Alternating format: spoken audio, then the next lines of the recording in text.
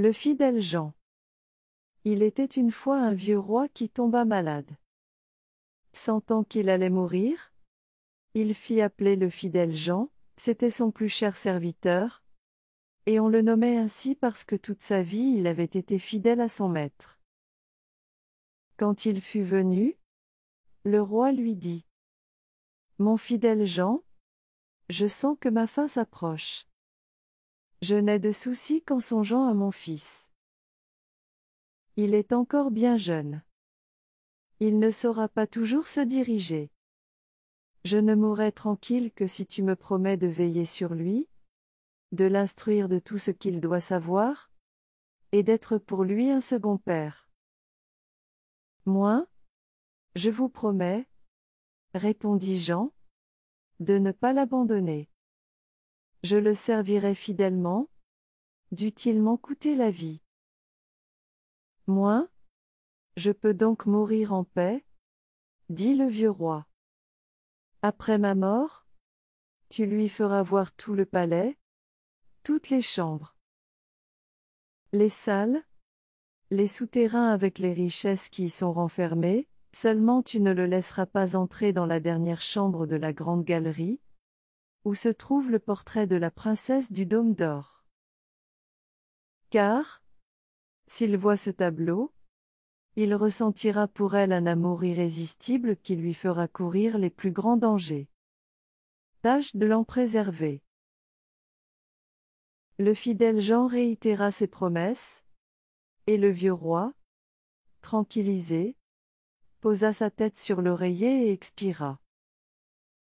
Quand on eut mis le vieux roi au tombeau, Jean raconta au jeune successeur ce qu'il avait promis à son père, au lit de mort. « Je le tiendrai, ajouta-t-il, et je vous serai fidèle comme je l'ai été à votre père, dût-il m'en coûter la vie. »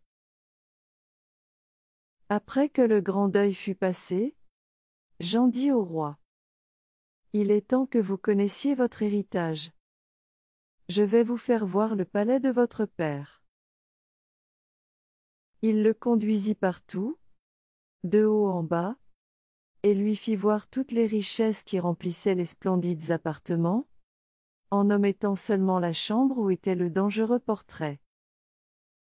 Il avait été placé de telle sorte que, lorsqu'on ouvrait la porte, on l'apercevait aussitôt, et il était si bien fait qu'il semblait vivre et respirer et que rien au monde n'était si beau ni si aimable. Le jeune roi vit bien que le fidèle Jean passait toujours devant cette porte sans l'ouvrir, et il lui demanda pourquoi.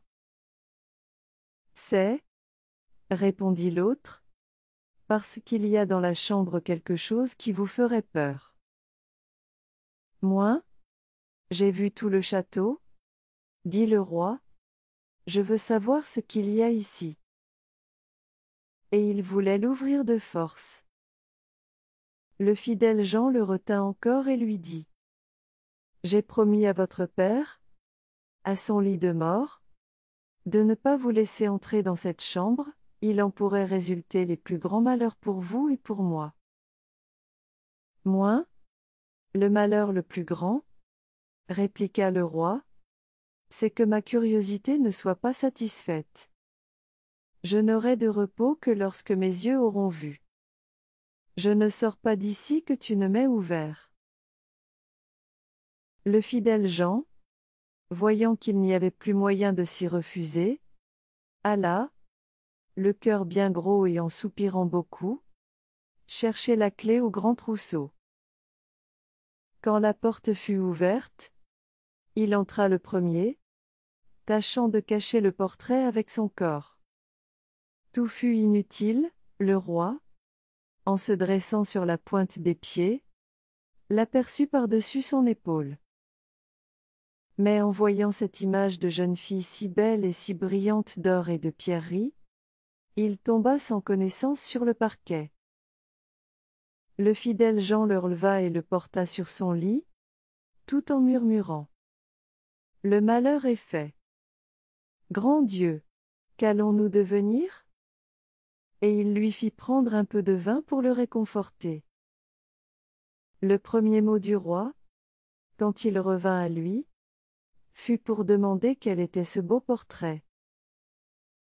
C'est celui de la princesse du Dôme d'Or, répondit le fidèle Jean.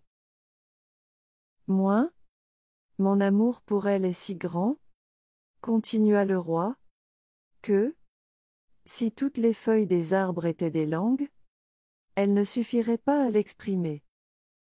Ma vie tient désormais à sa possession. Tu m'aideras, toi qui es mon fidèle serviteur. Le fidèle Jean réfléchit longtemps à la manière dont il convenait de s'y prendre, car il était difficile même de se présenter devant les yeux de la princesse. Enfin, il imagina un moyen, et dit au roi: tout ce qui entoure la princesse est d'or, chaises, plats, tables, gobelets, meubles de toute espèce. Vous avez 5 tonnes d'or dans votre trésor. Il faut en confier une aux orfèvres pour qu'ils vous en fassent des vases et des bijoux d'or de toutes les façons, des oiseaux, des bêtes sauvages, des monstres de 1000 formes. Tout cela doit plaire à la princesse. Nous nous mettrons en route avec ce bagage, et nous tâcherons de réussir. Le roi fit venir tous les orfèvres du pays, et ils travaillèrent nuit et jour jusqu'à ce que tout fût prêt. Quand on en eut chargé un navire, le fidèle Jean prit des habits de marchand, et le roi en fit autant, pour que personne ne pût le reconnaître. Puis ils mirent à la voile et naviguèrent jusqu'à la ville où demeurait la princesse du Dôme d'Or. Le fidèle Jean débarqua seul, et laissa le roi dans le navire. Peut-être, lui dit-il, ramènerai-je la princesse. Ayez soin que tout soit en ordre, que les vases d'or soient exposés, et que le navire soit paré, et en fête. Là-dessus il remplit sa ceinture de plusieurs bijoux d'or, et se rendit directement au palais du roi. Il vit en entrant dans la cour une jeune fille qui puisait de l'eau à une fontaine avec 2 seaux d'or. Comme elle se retournait pour s'en aller, elle aperçut l'étranger et lui demanda qui il était. « Je suis marchand, répondit-il. Et ouvrant sa ceinture, il lui fit voir ses marchandises. « Que de belles choses !» s'écria-t-elle. Et, posant ses seaux à terre, elle se mit à considérer tous les bijoux les uns après les autres. « Il faut, dit-elle, que la princesse voie tout cela. Elle vous l'achètera, elle qui aime tant les objets d'or. » Et, le prenant par la main, elle le fit monter dans le palais, car c'était une femme de chambre. La princesse fut ravie de voir les bijoux, et elle dit: « Tout cela est si bien travaillé que je l'achète. » Mais le fidèle Jean répondit: « Je ne suis que le serviteur d'un riche marchand. Tout ce que vous voyez ici n'est rien auprès de ce que mon maître a dans son navire. Vous y verrez les ouvrages les plus beaux et les plus précieux. » Elle voulait se les faire apporter, mais il dit: « Il y en a trop, il faudrait trop de temps et trop de place. Votre palais n'y suffirait pas. » Sa curiosité n'en était que plus excitée, et enfin elle s'écria: « Eh bien, conduis-moi à ce navire, je veux aller moi-même voir les trésors de ton maître. » Le fidèle Jean la mena tout joyeux au navire, et le roi, en la voyant, la trouva encore plus belle que son portrait. Le cœur lui en bondissait de joie. Quand elle fut montée à bord, le roi lui offrit la main. Pendant ce temps-là, le fidèle Jean, qui était resté derrière, ordonna au capitaine de lever l'ancre à l'instant et de fuir à toute voile.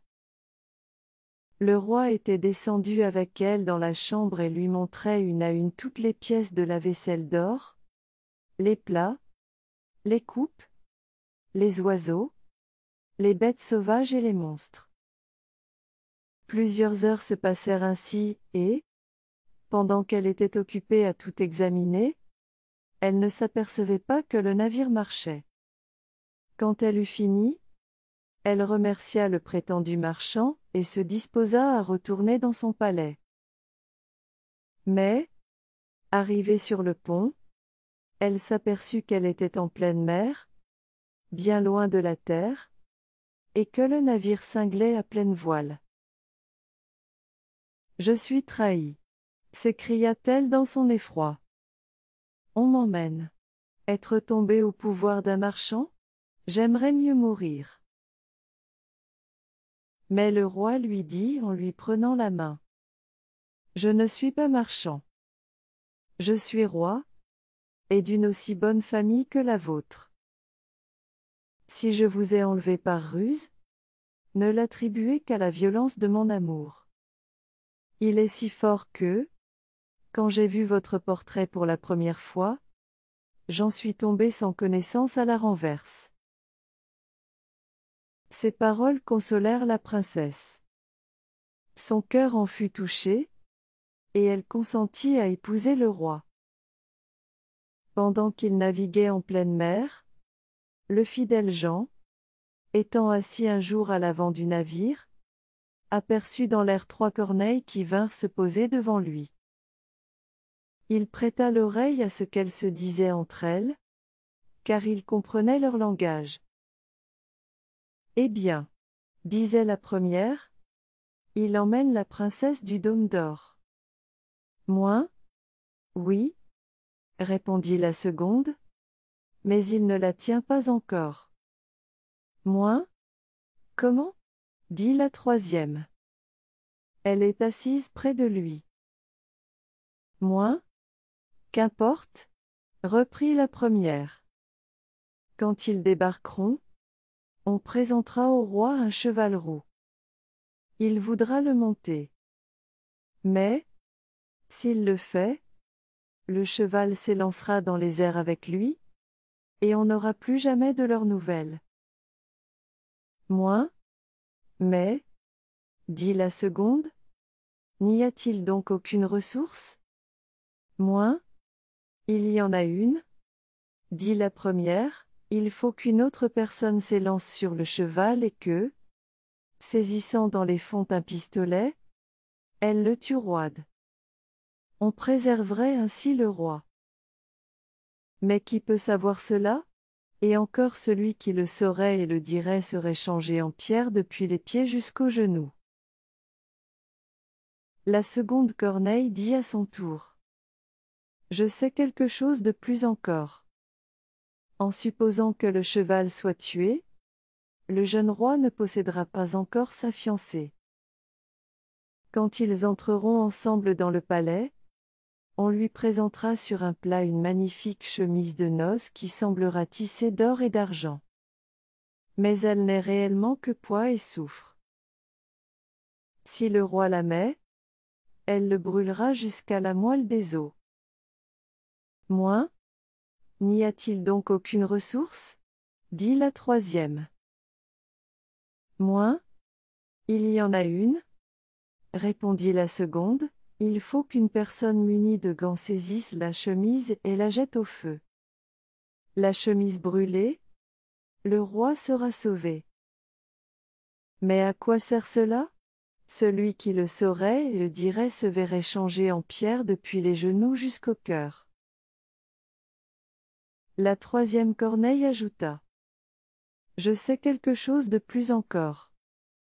En supposant la chemise brûlée, le jeune roi ne possédera pas encore sa femme. S'il y a un bal de noces et que la jeune reine y danse, elle s'évanouira tout d'un coup et tombera comme morte. Et elle le sera réellement si quelqu'un ne la relève pas aussitôt et ne lui suce pas sur l'épaule droite 3 gouttes de sang qu'il crachera immédiatement. Mais celui qui saurait cela, et qui le dirait serait changé en pierre de la tête aux pieds.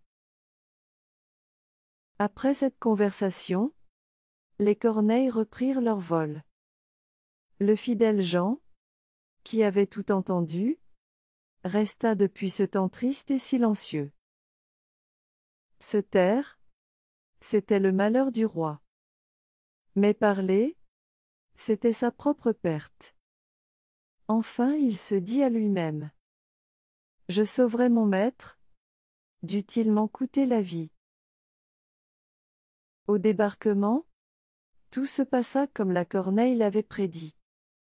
Un magnifique cheval roux fut présenté au roi. Bien, dit-il, je vais le monter jusqu'au palais. Et il allait l'enfourcher, quand le fidèle Jean, passant devant lui, s'élança dessus, tira le pistolet des fontes et étendit le cheval roide mort. Les autres serviteurs du roi, qui n'aimaient guère le fidèle Jean, s'écrièrent qu'il fallait être fou pour tuer un si bel animal que leur roi allait monter. Mais leur roi leur dit: Taisez-vous, laissez-le faire. C'est mon fidèle, il a sans doute ses raisons pour agir ainsi. Ils arrivèrent au palais et, dans la première salle, la chemise de noces était posée sur un plat. Il semblait qu'elle fût d'or et d'argent. Le prince allait y toucher, mais le fidèle Jean le repoussa, et, la saisissant avec des gants, il la jeta au feu qui la consuma à l'instant même. Les autres serviteurs se mirent à murmurer. Voyez, disait-il, le voilà qui brûle la chemise de noces du roi. Mais le jeune roi répéta encore: Il a sans doute ses raisons. Laissez-le faire. C'est mon fidèle. On célébra les noces. Il y eut un grand bal, et la mariée commença à danser. Dans ce moment le fidèle Jean ne la perdit pas des yeux. Tout à coup il lui prit une faiblesse et elle tomba comme une morte à la renverse. Se jetant sur elle aussitôt, il la releva et la porta dans sa chambre, et là, l'ayant couchée sur son lit, il se pencha sur elle et lui suça à l'épaule droite 3 gouttes de sang qu'il cracha. À l'instant même elle respira et reprit connaissance. Mais le jeune roi, qui avait tout vu et qui ne comprenait rien à la conduite de Jean, finit par s'encourroucer, et le fit jeter en prison. Le lendemain, le fidèle Jean fut condamné à mort et conduit à la potence. Étant déjà monté à l'échelle, il dit: Tout homme qui va mourir peut parler avant sa fin. En aurais-je le droit? Moi? Je te l'accorde, dit le roi. Moi? Eh bien, on m'a condamné injustement, et je n'ai pas cessé de t'être fidèle. Alors il raconta comment il avait entendu sur mer la conversation des corneilles, et comment tout ce qu'il avait fait était nécessaire pour sauver son maître. Ô mon fidèle Jean, s'écria le roi, je te fais grâce. Faites-le descendre. Mais, au dernier mot qu'il avait prononcé, le fidèle Jean était tombé sans vie, il était changé en pierre. Le roi et la reine en eurent un grand chagrin. Hélas, disait le roi, tant de dévouement a été bien mal récompensé. Il fit porter la statue de pierre dans sa chambre à coucher, près de son lit. Chaque fois qu'il la voyait, il répétait en pleurant: Hélas, mon fidèle Jean, que ne puis-je te rendre la vie? Au bout de quelque temps, la reine mit au monde 2 fils jumeaux qu'elle éleva heureusement, et qui furent la joie de leurs parents. Un jour que la reine était à l'église, et que les 2 enfants jouaient dans la chambre avec leur père, les yeux du roi tombèrent sur la statue. Et il ne put s'empêcher de répéter encore en soupirant: Hélas! Mon fidèle Jean, que ne puis-je te rendre la vie? Mais la statue, prenant la parole, lui dit: Tu le peux, si tu veux y consacrer ce que tu as de plus cher. Moi, tout ce que je possède au monde, s'écria le roi, je le sacrifierai pour toi. Moi? Eh bien, dit la statue, pour que je recouvre l'existence, il faut que tu coupes la tête à tes deux fils, et que tu me frottes tout entier avec leur sang. Le roi pâlit en entendant cette horrible condition, mais songeant au dévouement de ce fidèle serviteur qui avait donné sa vie pour lui, il tira son épée et, de sa propre main, il abattit la tête de ses enfants et frotta la pierre avec leur sang. À l'instant même la statue se ranima, et le fidèle Jean apparut frais et dispos devant lui. Mais il dit au roi: Ton dévouement pour moi aura sa récompense. Et, prenant les têtes des enfants, il les replaça sur leurs épaules et frotta les blessures avec leur sang. Au même moment ils revinrent à la vie, et se remirent à sauter et à jouer, comme si rien n'était arrivé. Le roi était plein de joie. Quand il entendit revenir la reine, il fit cacher Jean et les enfants dans une grande armoire. Lorsqu'elle entra, il lui demanda: As-tu prié à l'église? Moi? Oui, répondit-elle, et j'ai constamment pensé au fidèle Jean, si malheureux à cause de nous. Moi? Chère femme, dit-il, nous pouvons lui rendre la vie, mais il nous en coûtera celle de nos deux fils. La reine pâlit, et son cœur se serra. Cependant elle répondit: Nous lui devons ce sacrifice à cause de son dévouement. Le roi, charmé de voir qu'elle avait pensé comme lui, alla ouvrir l'armoire et fit sortir le fidèle Jean et les deux enfants. Dieu soit loué, ajouta-t-il, il est délivré, et nous avons nos fils. Et il raconta à la reine tout ce qui s'était passé. Et ils vécurent tous heureux ensemble jusqu'à la fin.